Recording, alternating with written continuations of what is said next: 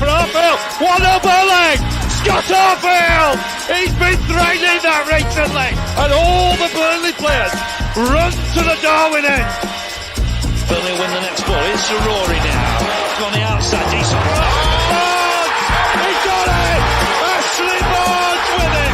What a cross from Rory! And there was Ashley Barnes!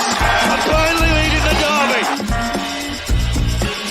Knocks it quickly. Finds Benson in space at the byline. Can Burnley get a goal here? Back for Brownhill. Saved by the keeper!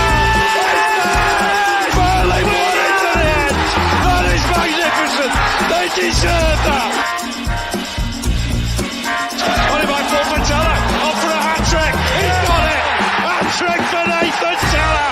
Oh, he's on fire at the minute! 3-0 Burnley! It's Nathan Teller's day! And Burnley are 3 up here. Fantastic derby. Here's Benson. Can he go on the outside? Comes inside. Top shot. Oh, the goal! Manuel Benson once more! That is top class! Burnley have done it. Fantastic. Clarets deserve the championship title. They've been the best side throughout the campaign. Burnley have won the second tier. What a fantastic achievement. The players have been magnificent.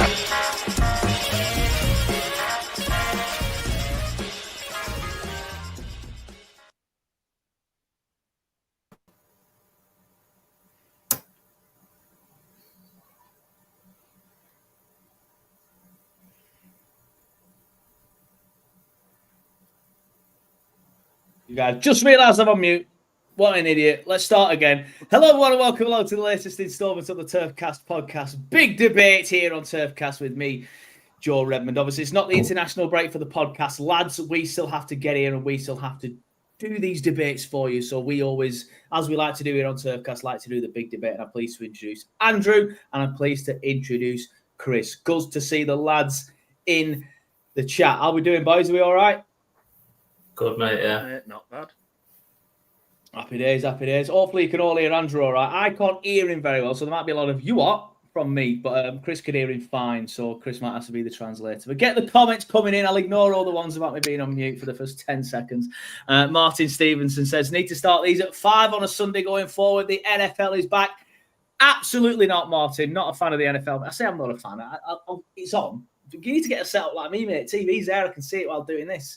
But that's part of the reason why Sam isn't here. He always frames it like he's busy with work. A load of bollocks. He's sat there watching NFL, picking his arse. I know his game. Scott O'Sullivan says, evening, all evening, Scott. Hope you're well, mate. Leo Caldecott says, Wolves, West Ham, Leeds and Sunderland, along with us, will be in the mix for relegation. Possibly Brentford. I'll be happy with 70. Definitely Brentford, mate. I am not a fan of Brentford at all this season. They've got a poor manager. They lost a lot of players. I know they got a good win against Villa. They've started slowly, though.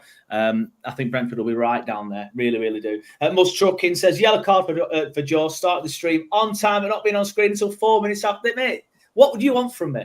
I started it on time. That's all that matters. Just ignoring all the ones about me being on mute. I'm looking forward to seeing the new lad from Benfica. Looks a real ball winner. Yeah, but we're going to chat about the transfer window. We're going to chat about the upcoming fixtures. We are going to talk about Lyle Foster as well, because there's a debate raging on at the minute about Lyle again after a decent start to the season. The jury is still out on him, and understandably so, because he has had a good start. Only scored one legal goal, although he should be on 3 at the minute, let's be fair. But at the minute, he is on 1. I feel like he's had a good start. But the lads on Saturday Social, and no, before everybody starts having a go at me, no, I don't watch it. I just screenshotted it from a YouTube video. Think he's the worst striker in the Premier League, or one of. Joey Shirley says, yes, catching a live stream from the start rather than dying embers results. This clearly means we're winning on Saturday. Fingers crossed, mate. Lee Dane says, evening, Joe. Evening, Lee. How you doing, mate? Hope you're well. Jay Hartley says, good evening, chats. Burnley staying up. End of up the Claret. Scott O'Sullivan says, good to see you at Old Trafford last week, Joe. Yeah, good to see you too, mate. Hope you're well. Claret House says, evening, Claret. Andrew Turmore says, hello, all. And David Ashley says, evening, lads. England, boring as usual. I need the turf back. They were dire, weren't they? Let's be fair. I mean, Andorra didn't want to play any type of football whatsoever, but the onus is on us to break them down, and we just couldn't. I went to Chorley yesterday because I thought I want to watch some football. I wanted to go to Padiham. They were playing away, so I looked at Nelson. They were playing away. I looked at Colne. They were playing away. I looked at some others, Barrowford, Brightfield, wherever they were playing away. Aki Stanley playing away, Morecambe playing away. Like, where the hell can I go? So I just said, settle on surely. And it was decent, to be fair. Afternoon, says Ginger Alley. Afternoon, mate. Burnley won 6-0 against Huddersfield Women's today in the League Cup. Next game is against the Bastardettes. I love that. Please tell me that's their real name. Obviously, it isn't, but that'd be hilarious. On the 28th in Clitheroe, we need promoting. Daz BFC said, congratulations on 10K run, mate. You smashed it, lad. Thank you, mate. Neil Bond said, here's a question for you all. Mike Tresor, will he have a few games this season? Don't worry, mate. Stick around, Neil. We're going to talk about Mike. Ginger Alley says, not interested in the England matches. And Peter Jones says, do you think Parker's pragmatic approach is more akin to staying in the Prem? Again, I will make a note for that, mate, and we will come to that later. But I want to do... Clara House says the England match was as page as Chris's. He's just decorated that room. He's just decorated that room. Don't start slagging it off. It's not been decorated. This is just like what was behind the wallpaper. So this is just like a horrible yellow colour. So you've ripped the wallpaper off and left it. That sounds very... For the time being. Yeah, I was going to say that sounds very straight. Anyway, let's get into it, lads. Let's talk about Burnley's transfer window, because yet again, it seems to be the way of the world these days, not just the way of Burnley Football Club. There was a hell of a lot of incomings and a hell of a lot of outgoings at Turf Moor this season. As I said, it does seem to be the way. It's something that we've now done for, 3-4 seasons? So I've got the incomings up on your screen now, everybody. So we have Big Les, Armando Broja, Tuna, which we've all just decided on. We're calling him Tuna. I love that. Bashir Humphreys, obviously, he was a loan that we made permanent. Hartman, get into individuals and stuff in a minute, but just let's just have a look at the full window for now. Obviously, Edwards, another one we made permanent, along with Anthony and Fleming. Jakob Brun-Larsen came back. Max Vizeh, obviously, backup goalkeeper. Florentino Luis. There's already been a comment about him saying how much we're looking forward to seeing him play, and I completely agree with that. Axel Tuanzebe, Kyle Walker, Dubravka, and all the rest are just people that came back from loan and things like that. I hate how transfer market does that. But pretty much anyone from Martin Dubravka upwards there, and there's a few more up there that don't all fit on your screen. But Andrew, I'll come to you first on this one, just for the sake of screen order. What are your thoughts on Burnley's incomings so far this season? I say so far this season. I think the lads that we've seen so far, have come in and sort of impressed. I think, obviously, we knew coming into it that we were going to have to replace Trafford, and we were going to have to do something about replacing Egan Riley. Obviously, we've not really replaced him. We've just brought Ekdal into the starting 11. But then again, you could argue Chuanzebe's come in to replace. Yeah, Egan we have brought Riley. a couple of centre backs in. We just haven't really seen them play yet, have we? No, not really. But I think it's a bit different from the last few transfer windows that we've actually seen clever signings rather than just young lads brought in to try and develop them and sell them on. Like obviously replacing Trafford with Dubravka, we could have gone for someone quite young, and we've brought Max Vizeh in, but we could have gone for someone young and started them at the start of the season and thrown them in at the deep end. But I think Parker's done it quite well, where we've actually gone for someone with a bit of Premier League experience, and I think they've done that across the board with all the signings. Obviously, Brun-Larsen coming back, knows the club. Big Les, okay, he's still quite young, but he's come through at Chelsea. He knows the Prem a bit. We've brought in players rather than some random lads from abroad who we hope we can sell in 1 or 2 years' time for profit. We've actually brought some players in who look like they have a chance at helping us stay in this league, or at least give us a fighting chance.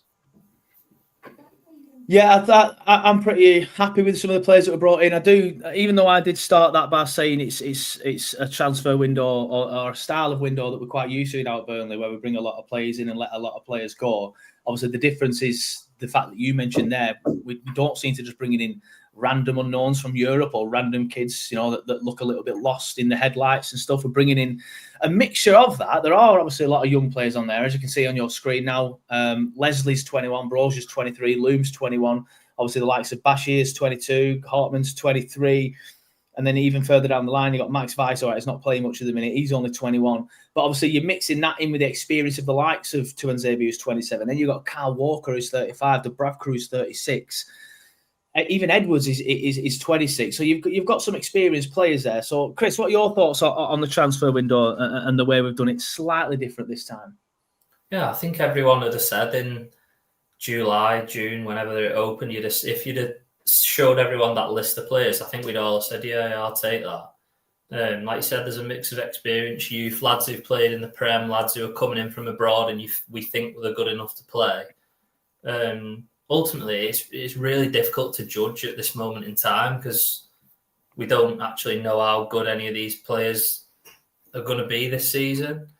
There's obviously question marks over how some of them will adapt to the Prem and stuff like that. But on paper, they're all shrewd signings, and I think Parker's got the tools there to like actually keep us up. The players who he's recruited to fit his system.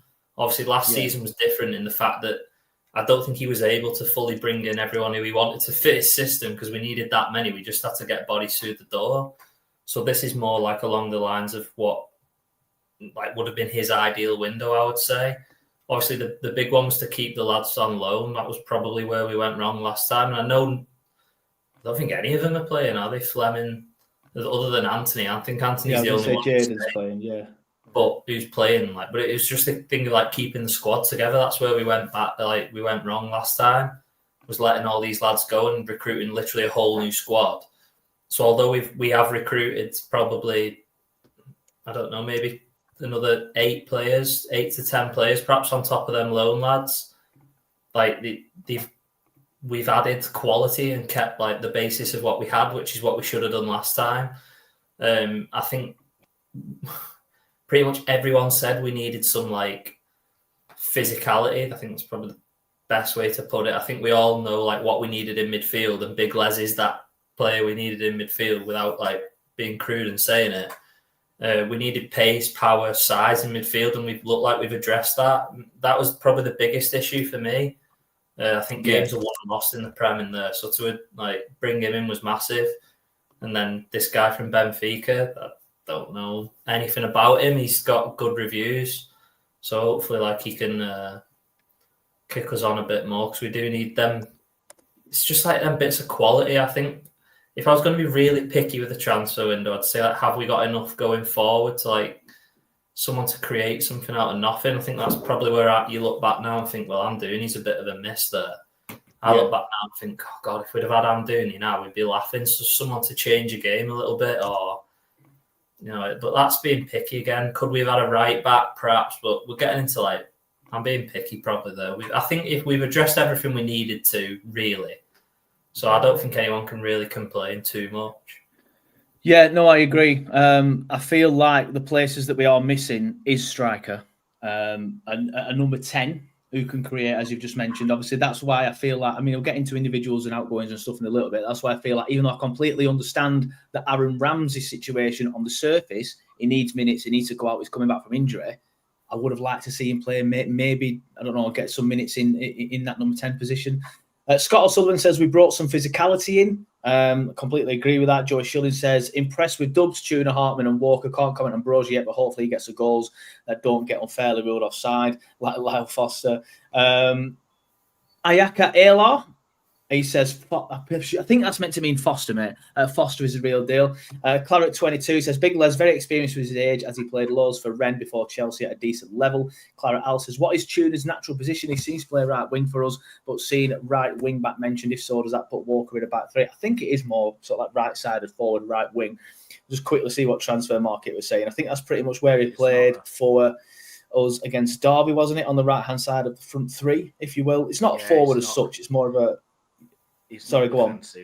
He's not as defensive. Yeah, he's not to be a right wing back. I can't see him. Or from what I've seen, like I said, I've not seen him much. I saw him against Derby, and I didn't know too much about him. But I can't see him being the type of player that would play in a right wing back position, especially in a Scott Parker style. And that's the reason why Edwards isn't there, because he doesn't track back enough. Humphries to come back too. Yeah, obviously he played against. Has he played recently? He played against Derby, I think. Yeah, so he's got to come back into it. Yeah, thought he did. Matthew Edisford says on paper looks great, but we won't know until Christmas. I was sceptical about Walker, but on reflection, I think it will be key. He's calm and experience, which we have lacked. Completely agree, mate. I was buzzing when we signed him for that reason exactly. I remember the Leeds fan, Connor, that I used to do some bits with, he was messaging, giving loads of banters, like, as if you signed him, he's awful, you're going to finish bottom, lowest points, whatever. And he's come in, he's done very, very well. And Leeds have had an awful window, so that's fantastic. Not safe. I'm just gonna call you safe. I'm not going to try and pronounce that last name, mate. He says Hannibal is the best player in Burnley, to be honest. And he says you guys have Hannibal in midfield. Matthew Edisford again says I'm a little worried about strikers if Lyle Foster type and Brozier gets injured. I don't know if you've seen the other video that I've done, but I've done a separate video without the lads where I just give my own thoughts, and that's exactly what I said. If Foster starts getting injured like he does, and then Brozier's also injured, we look a little bit light up front, don't we?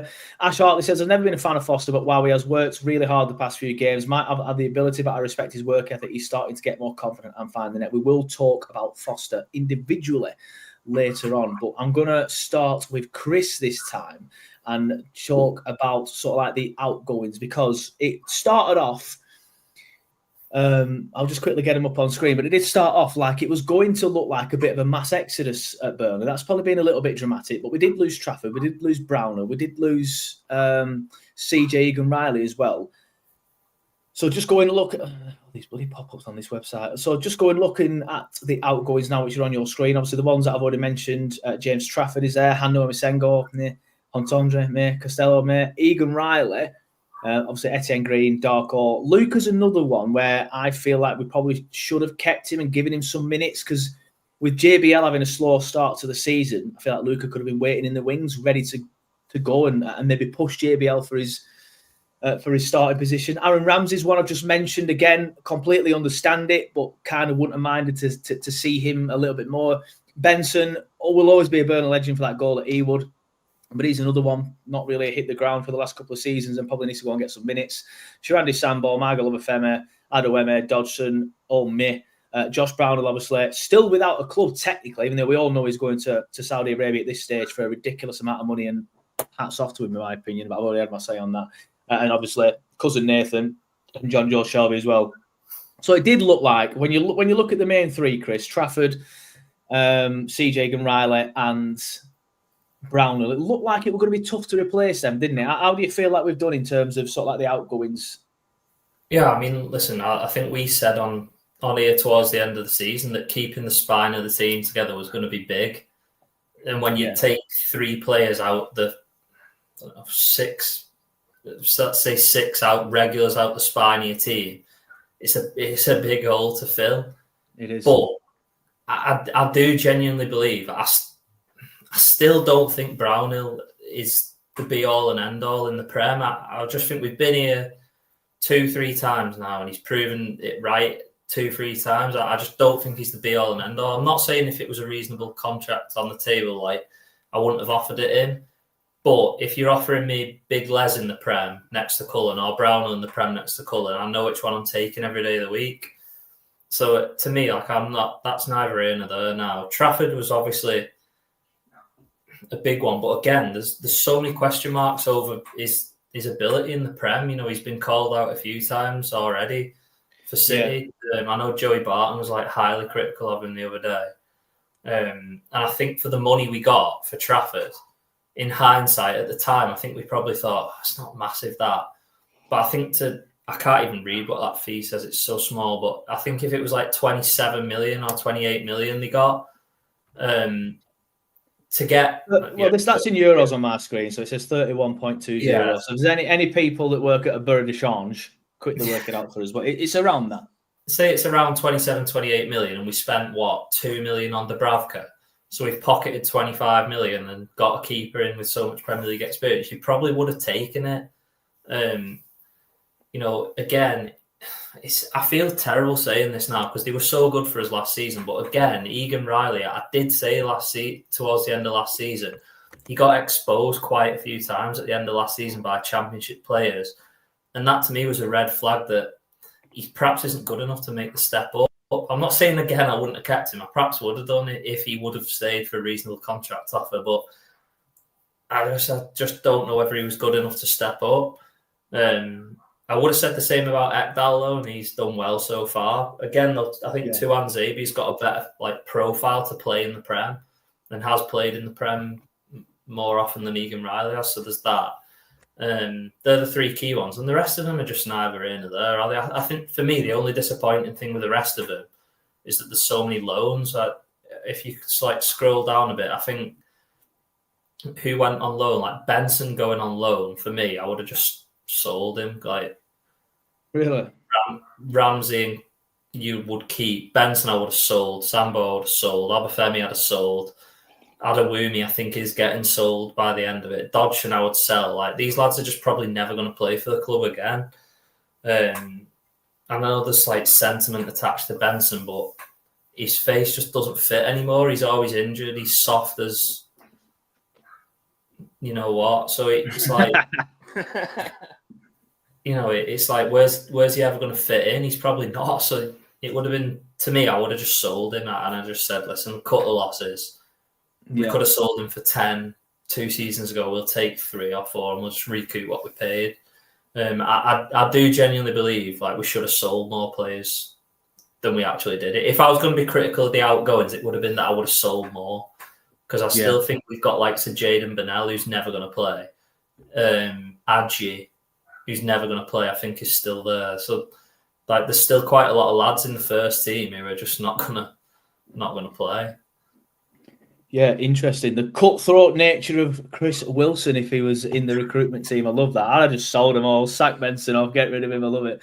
I think my main criticism of the outgoings was, as I've kind of already mentioned, is I probably would have kept Luca. And I know he's frustrating, but I do feel like in a similar vein to Lyle Foster, and I know some people don't like this sentence, is suited more to the Prem than he is the Championship, because he can run at fullbacks. He can get him, especially if he's coming on later in a game, for example. And Aaron Ramsey, with the Aaron Ramsey one, I completely get it. Like, he's been spent 18 months out injured. He needs to go somewhere where he's going to get regular minutes. It's better for us and for him if he goes out on loan. But I was surprised at the same time, if that makes sense. So I'm just being super critical there of myself, really. Andrew, your thoughts on sort of like the outgoings? Any surprises? Any sort of like theories that you would have just literally sold everyone like Chris? Yeah, I'm not too dissimilar to Chris, to be honest. I was disappointed with the loans, but it's more players like Obafemi who. Yeah, he's not done anything since that Championship season, has he? Yeah. Even then, though, he came in, he scored a last-minute equaliser against Watford, and then did a dance with Nathan Teller, and that was it. Like, it was there for the vibes. He was literally there for the vibes, and I loved it.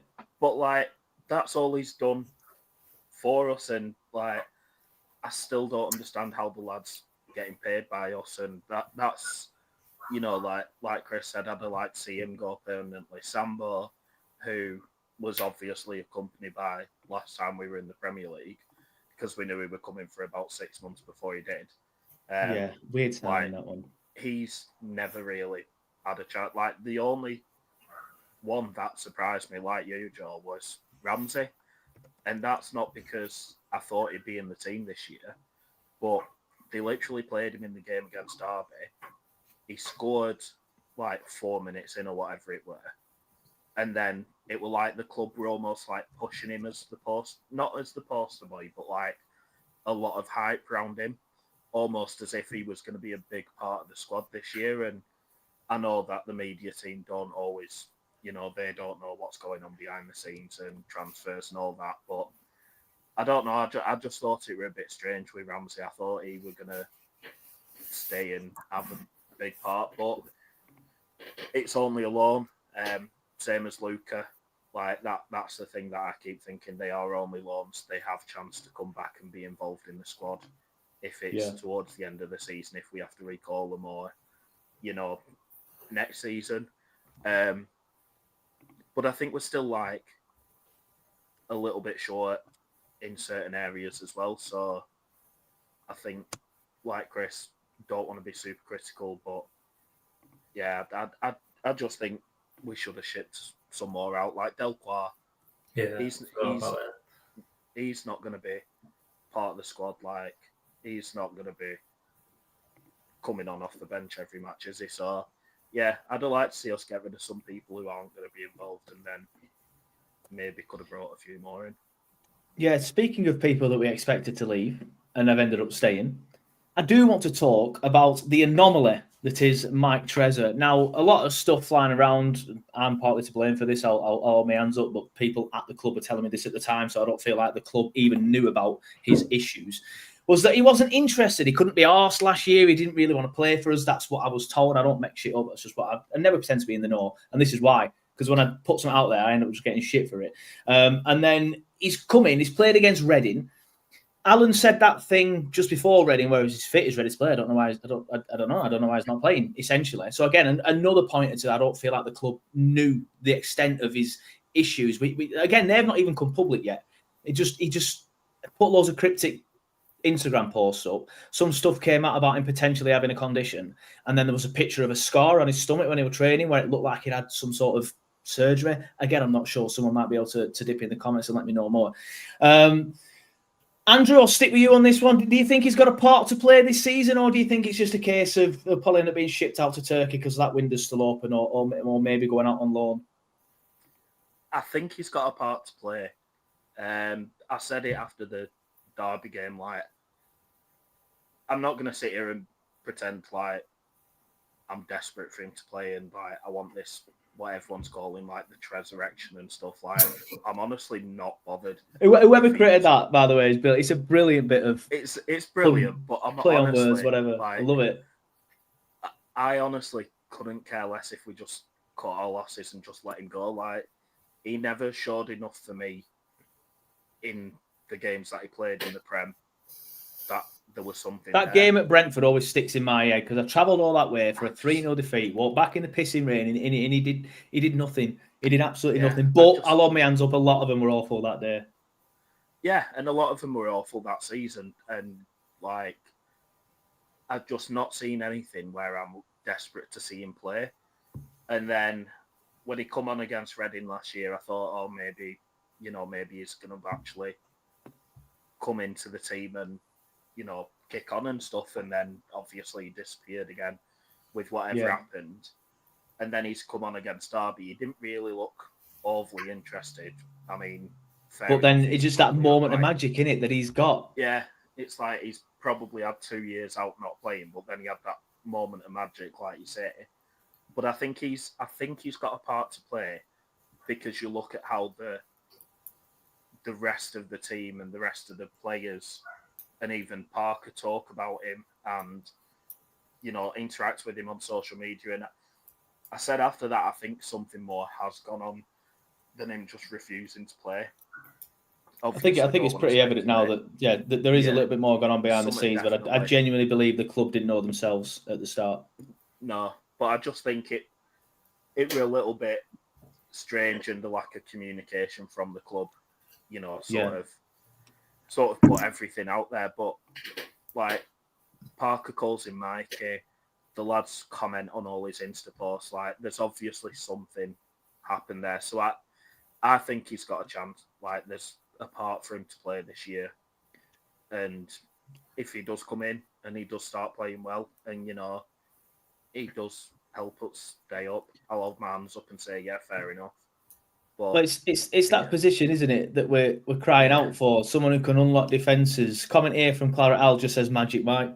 Muzz Trucking says, unless a view Trezor sets up goals and disappears for another 3 years. 3 years might be dramatic, mate, but you never know, to be fair. Scott O'Sullivan said, Alan said he would like him to play at the meeting. Apologies if I did get that slightly wrong, but Scott was at the meeting and he's corrected me. Yeah, Joey Schilling want to say, in all seriousness, this is a good one. In all seriousness, though, I spoke to Tresor earlier this week down at Barnfield. He said he's raring to go. So fingers crossed that is the case. Jack McCallum says he has a part to play because there's a player there somewhere. The goals and assists from other seasons don't lie. He will come good again. Lee Richard says recall Hortonja back in January. He's a scoring machine in Germany. I'm not sure he's quite Premier League quality yet, mate, but we'll see. Jack Stevenson says, in response to Joey Schilling's comment that I just read out earlier, says, I hope so. And Muzz Trucking says, Mike even got a cheer when he came on and said, I'm being booed this time. Chris, I'll come to you next then on Mike Tresor. What are your thoughts on him? Do you think he's got a part to play this season, or do you think he's just going to be shipped out sooner rather than later? I'm not going to sit on the fence, I'll be honest. Like, he just should be shipped out. I don't think it should even really be his decision anymore. I think he just should be shipped out.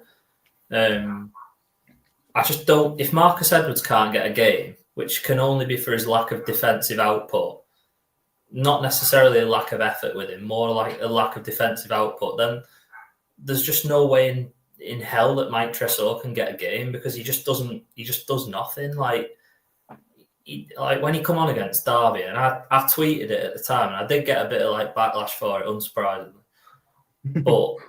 But Bob, was it by any chance? No, not this time. It weren't about Hannibal, so all right.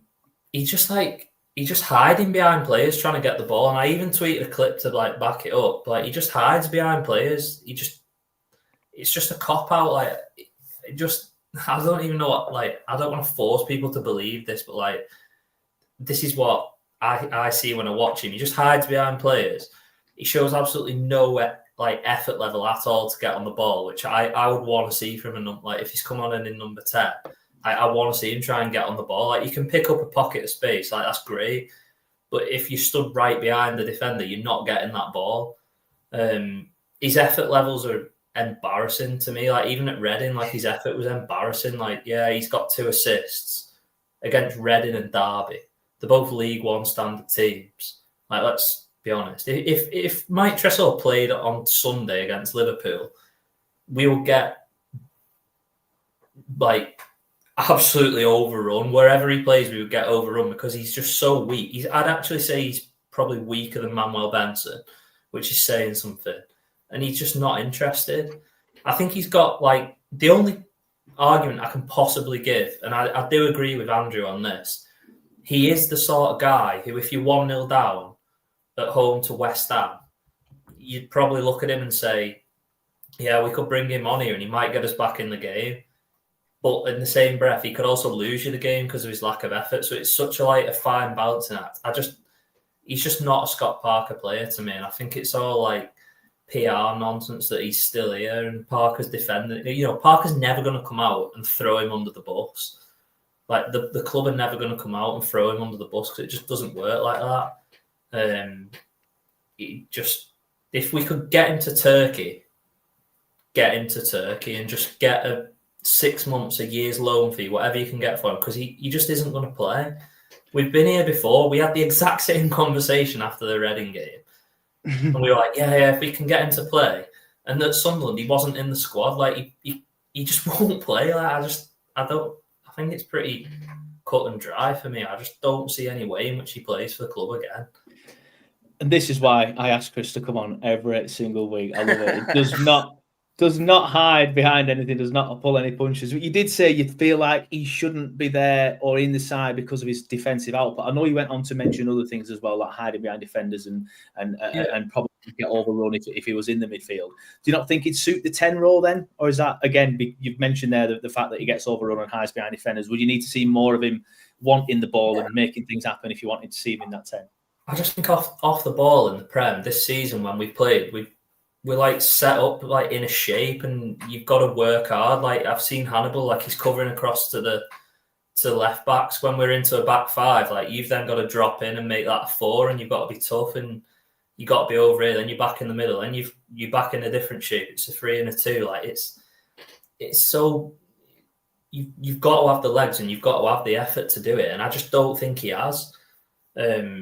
You know, when we said earlier about Koleosho, and I know Koleosho's not going to play as a number 10, but Koleosho's actual defensive output in the terms of the effort that he'll give is better than Tresor. It's better than Benson. And it's actually better than Edwards. Koleosho is better defensive than Edwards is. So, like, yeah, he's gone out on loan and you think, all right, he's probably not as dangerous going forward. Perhaps, I don't know. I don't really think Edwards is the be-all and end-all. But, you know, you look at Koleosho. If I was to compare Koleosho and Tresor, and I could only keep one, I'd keep Koleosho any day of the week. Yeah. And I don't think he's that good either, but I just don't have any time for Tresor personally. Like, and I'm not even, like, precious about what he's done. I don't really care, like, what's gone on. He's had 2 years' wages, like, boo-hoo. If he's had his appendix out, like, it's life. Like, people have it and not have 2 years out. But to me, it's just... I just don't see any way in which he comes back. I just don't. I would have said probably something different maybe at the end of the first season we went down. He thought, oh, perhaps we'll give him a chance. But He's been back once before and never played. Like, obviously, we don't know the ins and outs. I could be missing something, and I might be being harsh, but I think up to now, I think on the evidence that we've seen and what we know, I just don't see any way in which he can play, especially in the Prem. And he ain't going to play and be a cup player, is he? So I just think he'll go, or he should go for me. Yeah, I tend to agree in the sense that I don't think he's going to play much. If he was going to play, he'd have played a lot more by now. I mean, we'll see. Like you said, we could be missing something. Scott Parker might be slowly integrating him back into the first team. I'm not sure. I always forget to put the comments on the screen, by the way. They should start coming up now. It's a new feature that what the software that I use has only just brought in. Anyway, let's keep the comments coming in. There was quite a lot of stuff coming in there about Tresor when Chris was talking. Jack McCallum says Tresor's perfect position would be behind the striker. He's a premium player that we haven't seen since the likes of Robbie Blake, someone who doesn't run but has that killer pass. Cole Entz says that this guy just compared Tresor to Benson. Crying emoji. In fairness, you weren't talking about the style of play, were you? You were talking about the physicality. It's just the physicality and the effort level for me. Which, to be fair, I don't think's that much of a rogue shout. And Mus Trucking says, is Chris saying he's not a fan of Magic Mike? Sorry, go on, Andrew. Who would you rather have, though? Benson, who's put the effort in and scored the goals that he has, or Mike Tresor, who's, what has he done for us, really? Yeah, I would choose, if I had to choose one of them two, I'd probably choose Benson. Yeah, I would as well. But I think we're probably leaning more towards the fact that, like you said, Andrew, he's done a lot more, and he'll always be a legend for that goal that he would, no matter what. Claret Al says he had a proper sulk on when he signed for us. Claret 22 said Chris is spot on. Scott O'Sullivan says Chris is very realistic and doesn't suffer from fools. Paul Walker says I'd love to see Mike play in the Premier League. Mus Trucking says Edwards is in the same bracket as Tresor. Lazy and not interested if they don't on the ball. Lewis Graham says he's a good player to have in the Premier, can run all day. Claret Al says Chris, just say Magic Mike is a lazy bastard. We'll all agree and move on. Do we know what the injury was with Mike, says Paul? I think Chris mentioned their appendix. It was something like that. I don't know. They've not really said it officially, have they, Chris? He just turned up with a scar, didn't he, on his Yeah, well, he posted that photo of the scar, and everyone was like, yeah, see, he's been ill. But that scar could have been from when he was a kid. No one actually knows when that scar has come from. It could have been there for years. Like, you just don't know, do you? Yeah. Again, this is where the club have thrown him under the bus a bit, though, because they could have come out and just said, like, yeah, this is the situation, and just... They're like that with everyone these days, aren't they? It's the modern way of injuries. Yeah. I think it's just to protect the asset more than anything else. I'm not sure. David Asher says, Tresor out for me, can't be out with a mystery, but yet can play in a cup game, get gone. Chris, a.k.a. Gordon Gecko, says Scott. Reference is lost on me, that one, mate, I'll be honest with you. Colin Ormston says, long time out for whatever reason, takes a toll on fitness and confidence. Basing opinions on a couple of appearances is not valid. Andy Duckworth says he will have a long way to go to be fit enough to do a full stint. Chasing a game if one down with 15 mins left might be useful. To be fair, you did reference that, didn't you, slightly, Chris, saying if we 1-0 down against West Ham, it might be useful in them sort of scenarios. Bruno says, anyone pushing for Tresor, just show the highlights versus Luton at home when Tresor came on. And Lee Richards says, should have signed Sargent over Brozier. I think Sargent was very... Mind you, we did spend a bit on Brozier, to be fair. Anyway, move on. Tresor's one of them anomalies. We'll just be sat here talking about him for a long time. Now, I want to talk about somebody that's left and is still technically without the club and did very well for us last season, but... Chris has already mentioned him, so I'm going to come to Andrew first on this one, and I will let Chris have a chat on this again, but Chris did say earlier on, neither here nor there or something in the Premier League when it comes to Brownhill, and to be fair, the stats have always been similar with Brownhill in the Prem, haven't they? Like, even though he had his best season of his life last season in the Championship, there were still question marks about him in the Premier League. I, for one, was a bit gutted to see him leave and not re-sign, especially after all this stuff he said. I always remember the comments he made at the Mayor's Ball thing, that whatever, the promotion party, where he said, Alan, get that contract on the table and we'll sign it, we'll get it sorted. I would disappointed to see him leave, but I also agree with Chris when he makes the point of, would you rather have Les next to Brownhill? I've never really felt that with Brownhill sort of position, to be fair. Les next to Cullen, and yes, I'm going to choose Les next to Cullen rather than Brownhill next to Cullen. But in a perfect scenario, we'd have Brownhill further forward after the season of his life in the Championship last season, in my opinion, and have big Les and Cullen a little bit further back, or Florentino. Andrew, I'll come to you first on this one. What are your thoughts on Brownhill as well? And not just necessarily the fact that he left. So like the situation that he's put himself in now, because yes, he might be going to Saudi, he might be earning more money than we could ever imagine, which is probably all he's bothered about at this stage of his career, to be fair. I'm not sure. I don't want to speak for Josh. I might be wrong. But as I've said before, I work in TV. If a Saudi Arabian TV channel came up to me and said, we will offer you 4 times your current salary to go and work in Saudi Arabia for 2 years over the right rate, I'm on that first Ryanair flight out there.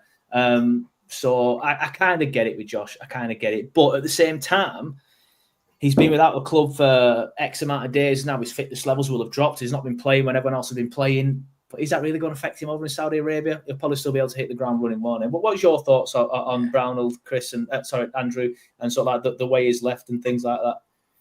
Yeah, it's not going to affect him in Saudi Arabia and not really playing, is it? It's basically going to the beach and having a bit of a knock around. But last season he had like the best season of his life and scored 18 goals or something in the end. And people were saying, "Oh, I'm not bothered about him leaving. Like he's not good enough. He won't be able to do the job in the Prem. You know, he's not good enough." All these sorts of things. Like them last season, people were saying he wasn't good enough, and he was scoring every game. So I'm a bit disappointed that we've let him go, just because of how good he was last season. But I think it was the time for him to go. Yeah, you know, the whole club's sort of gone through a bit of a change in the last few years, and I think he's really, apart from Roberts and Barnes, he's like one of the last of the old regime type player, if that makes sense. Yeah. And I think it's like, as a club, it's time to move on. And yeah, I'd like to see him stay. But it makes sense as well. You know, he's probably thought, I've had 2 relegations with Burnley. I've been in the Premier 2 promotions as well. Times. Yeah, 2 promotions as well. But he's probably thought he's done it twice with us, and both times it's not worked out. Maybe, you know, could look for another challenge. And then the offers that have been on the table for him, I think we're like Wolves and Everton or something. He's probably looked at them and then realised, hang on a minute, I can go to Saudi and get 100 grand a week. I'm coming up to 30. You know, I've got to think of my life after football. And like you, if someone came to me and said, look, you can earn 4 times the wage that you're getting now to go do the same job somewhere else, I'd snap your hand off and do it. So I can't blame him for it. I would have liked to see him stay, but then would he even get in our team with the players that we've signed? Probably not. And we're just maybe in the 10, but I know what you mean about the midfield now. I do like the look of our midfield for the first time in the Premier League for a while. Yeah, but then we're saying maybe in the 10, but then, you know, where does Hannibal fit? Where does Fleming fit when he's fit? Does he go back into the striker position? You know, like all these other, we're talking about Tresor. Does he play if Tresor does have a role in the team? You know, it's probably just the right time for him to go. And yeah, I've no love lost. I don't like all this revisionism of he wasn't that good, like lots of people seem to be putting on Twitter and stuff. But at the same time, yeah, it was time for him to go, and I don't blame him for doing it.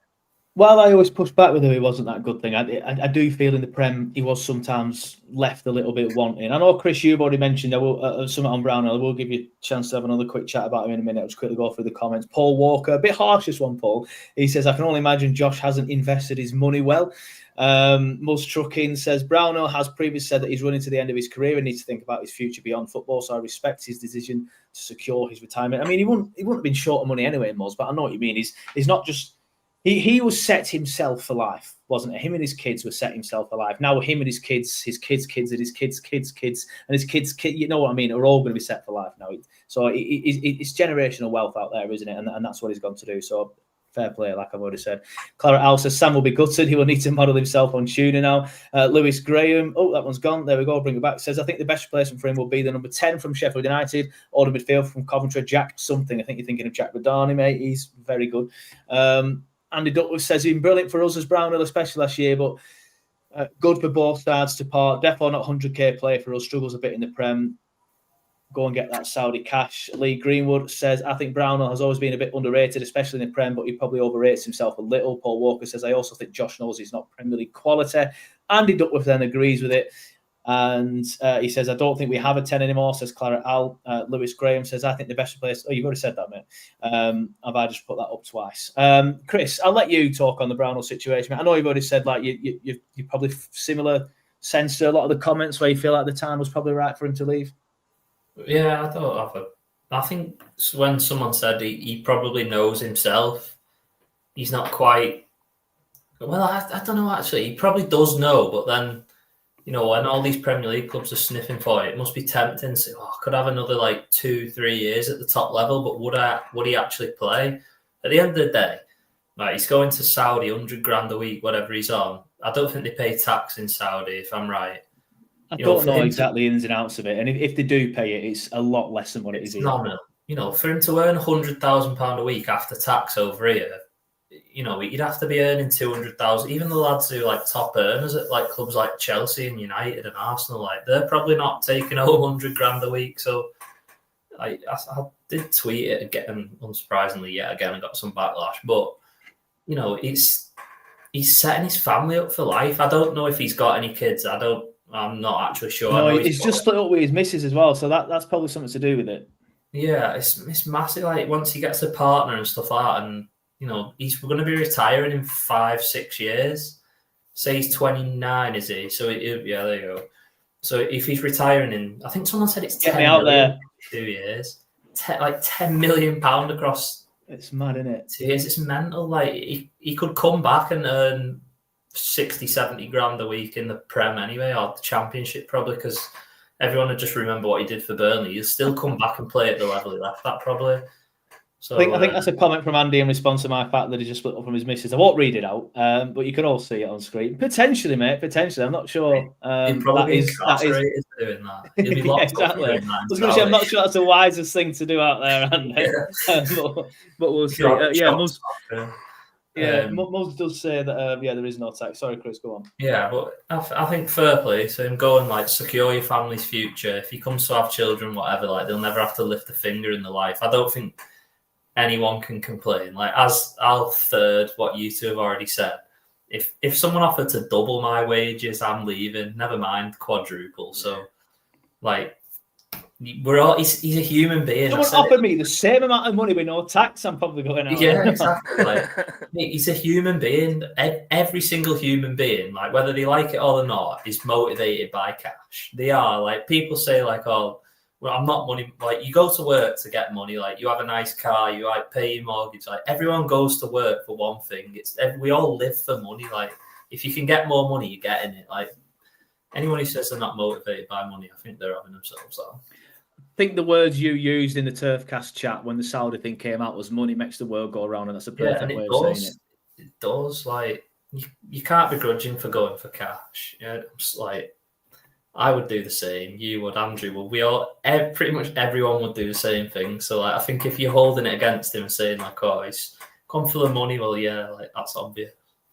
The thing is, as well, it's not like he's left us, like, he's not left us in the shit and just fucked off for the money, like, no. Excuse my French, but it's like he was at the end of his contract. He's seen out his contract. He's done, do you know what I mean? Like, yeah. If he was like, what's up with Andy tonight? Andy's had a few beers, I think. I'm not even putting that one on screen, mate. You can all laugh at it in the comments. Jesus Christ, Andy. But yeah, he's seen out his contract. He's scored 18 goals to get us promoted. Like, there's no issue whatsoever. Like, how can anyone have an issue with him now going to set up, like, the rest of his family's future? Yeah. No qualms from me. I would have liked to have seen him stay, but I'm a human as well. Like I said a billion times to someone, if I'm in the same position, I'm I'm going to Saudi Arabia for that fresh pool, as Andy puts it. Let's move on then. Someone else I want to talk about who's had a good start to the season, who can still split opinion though, and I feel like the panel might be a little bit split on this one, which is part of the reason why I brought him in. Lyle Foster, obviously, could easily be the top goal scorer in the Premier League right now. He should, at the very minimum, should be on 2 goals. The one at Sunderland is an absolute scandal, the fact that it wasn't given, at home against Sunderland.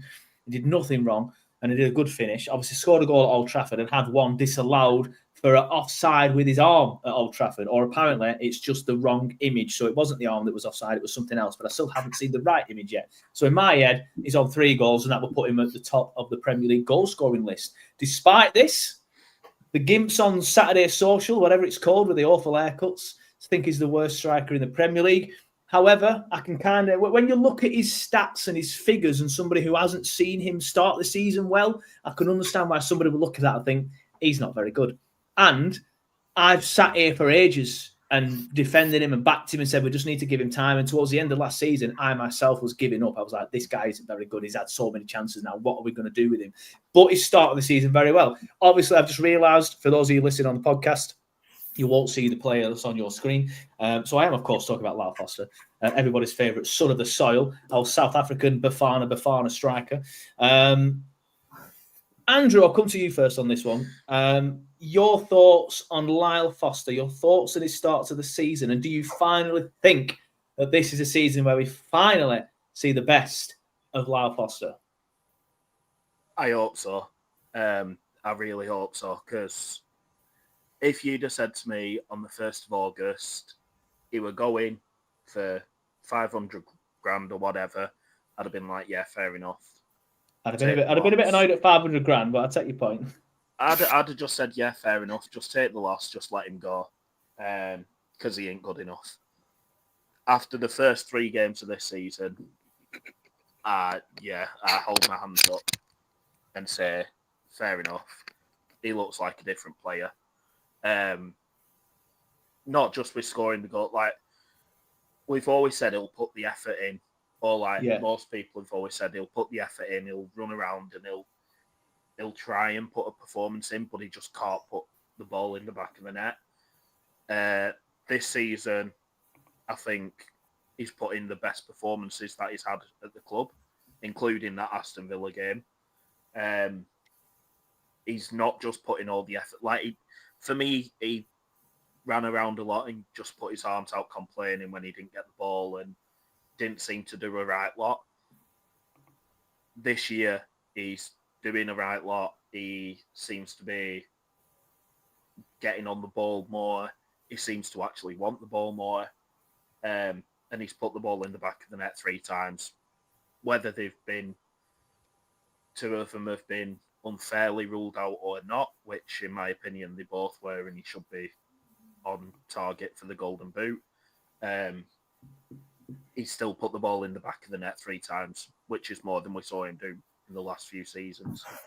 So, yeah, he's hopefully going to kick on this season and actually get the goals and become the player we think that he is, or thought that he was going to be. But yeah, I just hope that he can keep his fitness and keep this going, because if he does, he could end up being a real player for us. And he scored again the other day for South Africa, didn't he? So yep, tapping light, but still the old count has got to be there. Don't matter. You can score from 40 yards and still means 1 goal, doesn't it? So yeah, if his goals weren't unfairly ruled out, he would have been top goal scorer in the Premier League. So, that's all I'm saying. But yeah, he just looks a lot better this season, and I hope that he can stay fit and hopefully. And, Brozier coming in, Foster's not really had much competition up front in previous seasons. Like, Brozier coming in might actually have an impact and help him, start scoring himself. Yeah, I agree. Erling Haaland is currently the top goal scorer in the Premier League with 3. So Lyle Foster will be joint top with Erling if the referees could do their job. Just get the comments again. Best striker at the club, says Lewis Graham. Scott O'Sullivan says currently form and work rate is great, but disappointing in the past. Andy Duckworth says, what a guy, smashing it, attributes to do well in the Prem high lines, playing on the transition. Let's get behind him. He's a confidence player. James Ayrton seems to be fitter this season. The notorious BJB says he's done well so far. It'll be interesting to see how he plays in the upcoming games. The international break always seems to derail him. He normally gets injured in the international break, annoyingly, mate. So fingers crossed, because I think South Africa have got another game left. And they sometimes play really late, like on Thursday, and then he's flying back on Friday, so we can't play on Saturday. That's always bizarre. If that were me, I'd be like, no, you're not going. Or at least you can play one game and come back. Lee Greenwood says, looks like he hasn't turned up, then he slots it in the back of the net. Scott O'Sullivan says, doesn't seem to be rolling around and complaining as much this season. It's his biggest chance. Andy Duckworth says his link-up play is much more consistent. We saw glimpses like Fulham away, Odegaard goal, excited to see. Clara Owl says, playing him as a lone striker is not his game, especially without a 10 behind him. Was Trucking says he's not done enough over his tenure to justify his position. He's our best striker by default. And Andy Duckworth says they've still got to play against Nigeria. Chris, like I said, I backed Lyle for 2 years and started to lose my patience with him last season. Starting to win me back round again this season. But my concern is you can count his good games on one hand. Everyone always mentions Villa away because he played well there, scored twice, I think, or whatever. I can't remember. But played very, very well against Villa. Man United away now the other day, played well there. Andy's mentioned Fulham. That's pretty much it, man. I can't think of any more other than that. So that's again going to what Muzz says. He's not done enough in his time here to justify his position. But we've seen enough glimpses of him from the start of this season to suggest that maybe we're going to start seeing the best of Lyle. What are your thoughts on it? And again, this must be the 50th time we've discussed him on the channel. And I'm sure we'll do it again in 2-3 weeks when he has a stinker. So let's see if your opinions change, Chris. Yeah, listen, we've had the same conversation, like you said, so many times. Like we had it at the start of last season when the new manager come in, and I can remember thinking, well, you got Mitrovic firing, like maybe we get Foster firing, and he scored like 1 goal or something. So like we've been here before. For me, my opinion on him hasn't really changed. I think he's done well, but to me, like, it doesn't mean that much. Yeah, I want to see him do it like on a consistent basis. If he can. Admittedly, we've had some really tricky games at the start of the season, so it's probably hard to judge him on the first like 6 or 7 because they're against such caliber of teams that you can't really judge a striker too much on that. But like on the other hand, them games do weirdly suit him more because like the Spurs game where he can get in behind the space for him to go into, his pace and power, it does help him. I don't know. I'm just not quite on. Yeah, that's what I'm getting at. Like, there's just more space for him in the Championship when he comes short and the game's like all clustered around him. That's why he lost the ball so much because he just can't. There's just not that much space. Teams with the low blocks make it difficult. It just doesn't suit him. The Prem does suit him more, a bit like we said about Koleosho earlier. But it's just actually keeping him fit and available. Like if it's not fit, it's available. Like it just, that's the thing. If you can keep him fit and keep him firing, you've probably got half a chance. And at the minute, the biggest compliment I can give to Foster at the minute is that he's earned the shirt enough that the £20 million signing behind him isn't going to get a sniff because of his start to the season. I know people say like he scored against Lesotho on Thursday, whenever it was. Like I think my little lad could score against Lesotho, so I wouldn't read too much into that. And you know, he has technically scored 3 goals this season, but if we're going to be cynical, like he's only got 1. So like this, he's still got plenty to prove. Putting the ball in the net is his biggest issue. It always has been, and you know we've seen him go through 1-on-1, and you can't put the ball away. Like the time will tell with Foster. He's had a good 3-game start to the season. He's earned the shirt. There's no one going to take it off him at this minute. Fleming's obviously not fit because he hasn't played any minutes. And Brozier isn't fit and isn't going to take the shirt off him at the minute. So it's his to lose now. He's got to prove to us that like this is his level, and if he can keep scoring goals, then we've got half a chance. But can he stay fit? Like that's the $1 million question. Can he stay fit? Can he stay available? Because in like well, how long's he been here now? 2.5, 3 years, something like that. I don't think he's ever had more than like, I don't know, someone might be able to tell me I'm wrong, but I can't ever remember Foster having maybe more than 6, 7, 8 starts in a row, maybe something like that. I can't remember him having a longer run than that in the team. He's always been injured or unavailable or something like that. So, if we can keep him available, the signs are promising, but it's a massive if. Yeah, that's the main thing. Keeping him fit, keeping him firing, keeping his confidence up can be an issue with Foster. Right, Andrew, we'll just quickly circle back to the transfer window. Obviously, we've discussed individuals and we've discussed it on a whole. If you were going to give the transfer window a rating out of 10 for Burnley, and everybody get your comments coming in, let me know what you think your rating is out of 10 for Burnley's transfer window. What would you give them? I'd probably say, probably say like 7.5 or something. Like, it was good. We addressed key areas that we needed. Obviously, we brought Broadshire in. We needed a striker. All right, fair enough. He's not had a chance yet because he's not really been fit. But we needed a striker. We've got a striker. We needed someone to replace Brownhill in midfield. We've got that. And then we've also got Luis. We needed some more attacking options. We've got that. Obviously, Trafford, when we needed a goalkeeper to replace him, we got 2. One with experience, one who's going to be, someone for the future. We've addressed key areas. Probably could have done with, potentially another right back, another striker, maybe, a few more players. But yeah, overall, we've addressed the areas that we needed, and hopefully, at least in January, we know where else we need to strengthen. Yep. So 7.5 from Andrew. Chris, what's your rating? I'll go slightly better at an 8. I wouldn't usually go more positive than Andrew, so this is unusual, but it is. This is weird. I am going to go for an 8. I think we addressed pretty much every area that we should have had. I would knock 2 points off on account that I think we probably should have had another centre half, like a real, I don't want to say it, but like a big, like, brute force centre back. Yeah, like, that's probably the better way to put it. Like a big brute force, like defender who's got Premier League experience to play next to Esteve.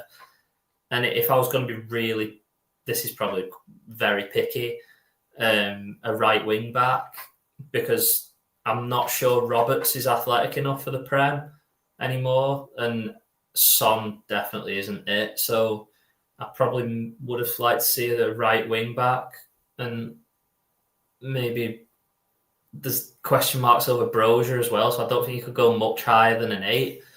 But the key area of the pitch for me was midfield, and we have massively strengthened in there, like literally and physically. So I would probably go 8, but it could go either way. Like I said earlier, you don't actually know how good these lads are till we get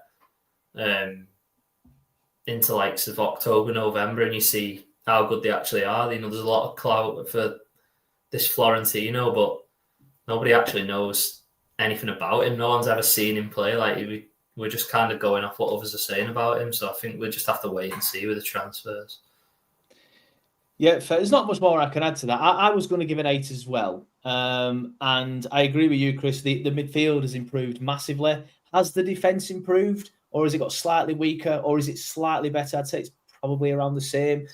We needed to replace Trafford. We've replaced him. Probably definitely with a more experienced goalkeeper, but somebody that I would probably prefer to have in the Prem. Obviously, long-term, Trafford's a better option, but I think right now I'd probably prefer to have Dubravka. My issues are the injury-prone strikers. We bought another injury-prone striker to replace the injury-prone striker, and right-back as well. Again, you've all mentioned that. We've improved at left-back.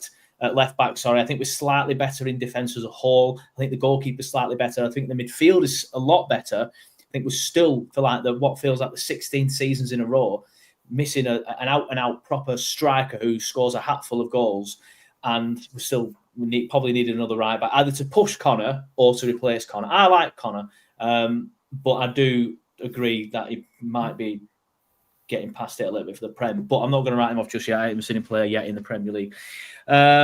Keep your comments coming in. Scott O'Sullivan said 8.5. Then he went on to say need a striker. Clara Al says good news. The tennis has been delayed until 7:37. Well, that is good, mate. But I've had somebody whinging saying that I need to do these earlier for the NFL. You whinging now because of the tennis. Turfcast comes first, lads. Come on.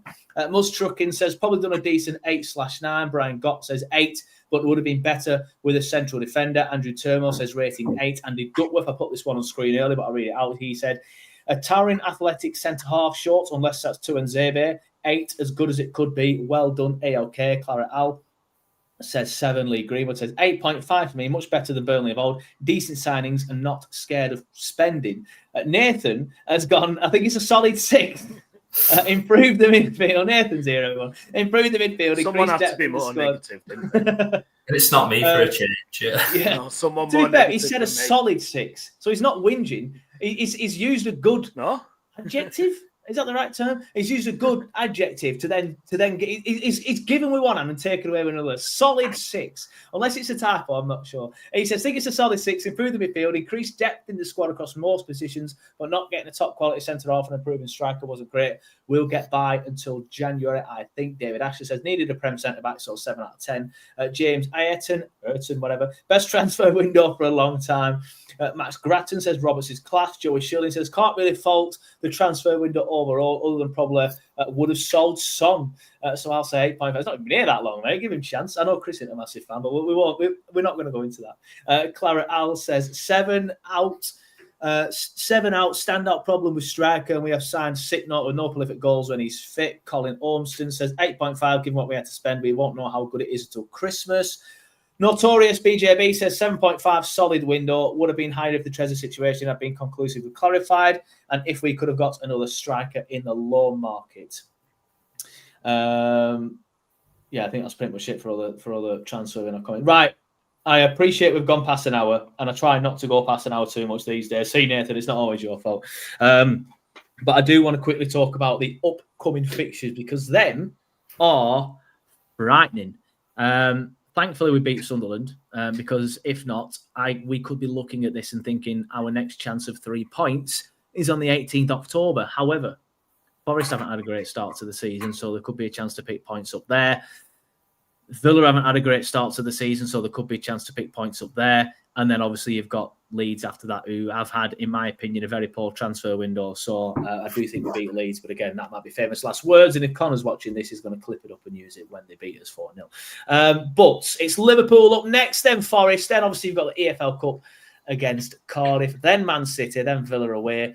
City's obviously away, then Villa away, and then Leeds at home. Chris, I'll come to you first on this one. How are you feeling looking at those fixtures? It's obviously a very tough run of games there, the 5 Prem games that are included in that.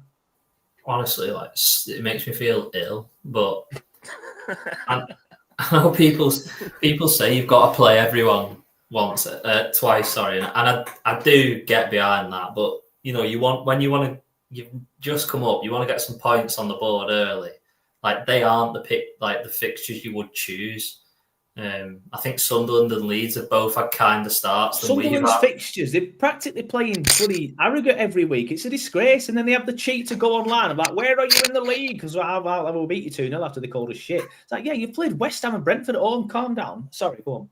Yeah, I think West Ham and Brentford are the 2 weakest teams who were in the league last season, probably. So, yeah. They were 2, and they were both at home as well. So if you were going to pick 2 games to start the season with at home, you would obviously pick them too. I mean, looking at them, Liverpool's going to be difficult, isn't it? Let's be honest. If I'm being generous, it's going to be difficult at best. We're probably not going to get anything against Liverpool. Yeah, I'd agree with that. Yeah, Forest start the Conference League. Forest are in the Europa League. Should be the Conference League, the whinging 3 days after, 3 or 4 days after they play us. So all you can hope with that is that they've got half an eye on it. And I actually don't think they've looked that good this season. I watched it before the international break and I thought they were quite poor. City away, that's an easy 3 points. And Villa away, again, Villa with Palace looked poor. they haven't recruited very well, but they did make a couple of good signings on deadline day. But, realistically, you could go to Aston Villa and get a point. Same as like Forest at home. You could beat Forest at home if we're going to be picky. And then Leeds is a 6-pointer. Like, coming off the back of that run, you have to beat Leeds at home, and Cardiff, to me, is like no-brainer there. Yeah, genuinely don't care if we win that or not. Yeah, if they beat Cardiff, great. If they lose, I don't really care. But how many points they could get out of them 5? Realistically, if they got anything more than 4, they've probably done well. Because if we get 2 wins out of that, I'll be happy. 2 wins, Forest at home, Leeds at home, draw at Villa. I mean, that's probably the best possible scenario. That. Yeah, I think so. I think 7 points would be an absolute maximum out of them games. Yeah. 4 is probably more like within reach and realistic, but if we're being honest, 2 from the Forest and Villa, and if they could beat Leeds, 5 would maybe be something I'd say is probably the most realistic outcome. But who knows? Honestly, who knows? As long as they beat Leeds, you could probably stomach losing the other 4. You've just got to beat Leeds. Yeah. Really, really do. Andrew, your thoughts on that? Chris said it makes him feel ill. Are you getting ill looking at that? No, I can't wait. Look, we all want to be in the Premier League. Like we always said, we want to play in the Premier League. And last season we were like, we want to go up. This is why we want to go up. This is why we want to be in the Premier League, because we want to compete with these teams. And Liverpool, I know it's Liverpool, and I know someone's going to clip this up at end of season when they win the league with 100 points and they've been unbeaten all season, but they've not looked good.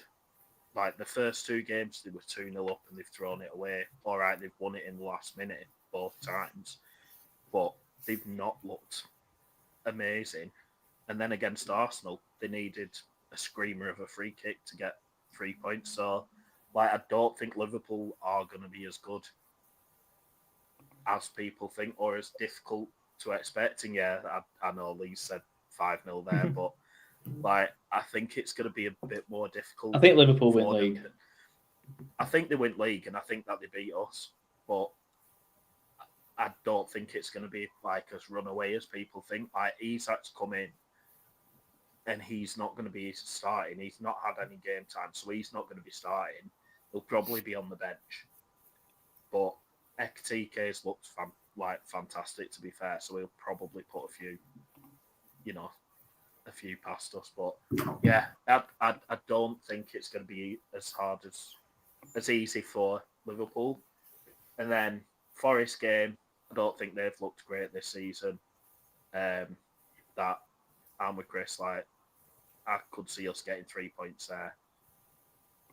We have. Shut up, Moz. It's right, because in a minute I'm going to say that I think we could get something out of one of the big all of them games. How many points are you predicting there, Andrew, then? 15. 12 in progress against 12 in progress against Cardiff. Yeah, 100%. We're going to get 3 points against Cardiff as well, just because the FA like us. No, I think we'll get 7, but I think we get a point against City. No chance. I know City haven't looked great this season. That was my only one. That's why I said 12. I'm like, we're not going to beat City, but they have not looked good. The thing, I'm not going to get myself drawn into this. We're going to get pumped by Liverpool, pumped by City, probably pumped by Forest, draw at Villa, give us all hope, then pumped by Leeds. That tends to what happens in the Prem. But I'll be there for every single match, just like I fucking usually am. I don't actually think we're going to get pumped by all that, by the way, before everyone starts giving me shit.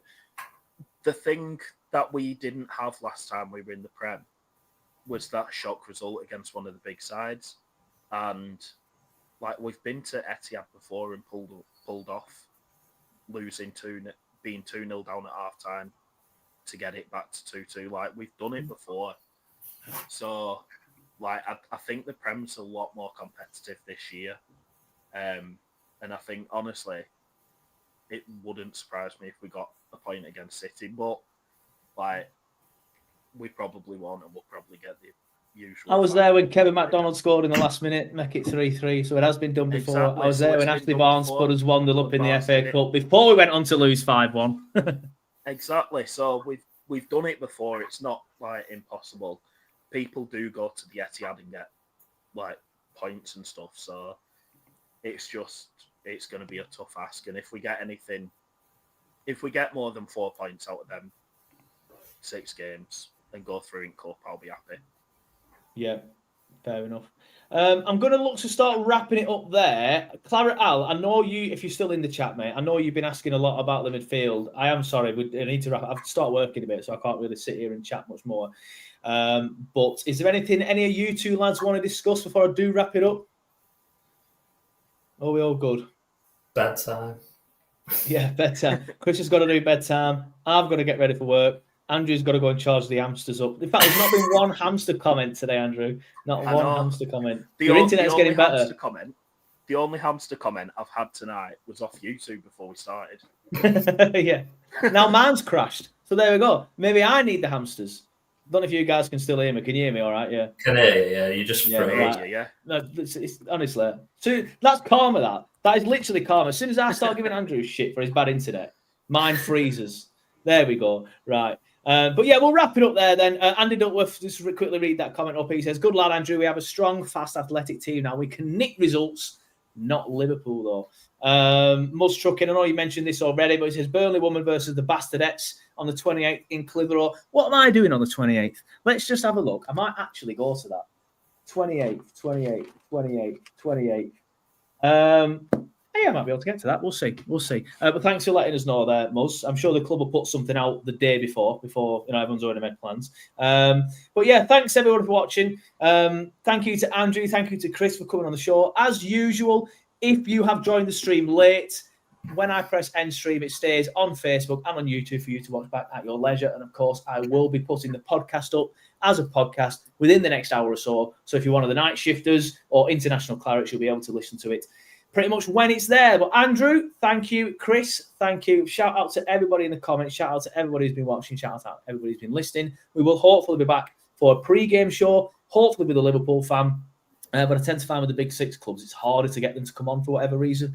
I'm not particularly sure why. But yeah, we'll definitely do some content pre-Liverpool anyway. But thanks everyone for listening. We will see you next time.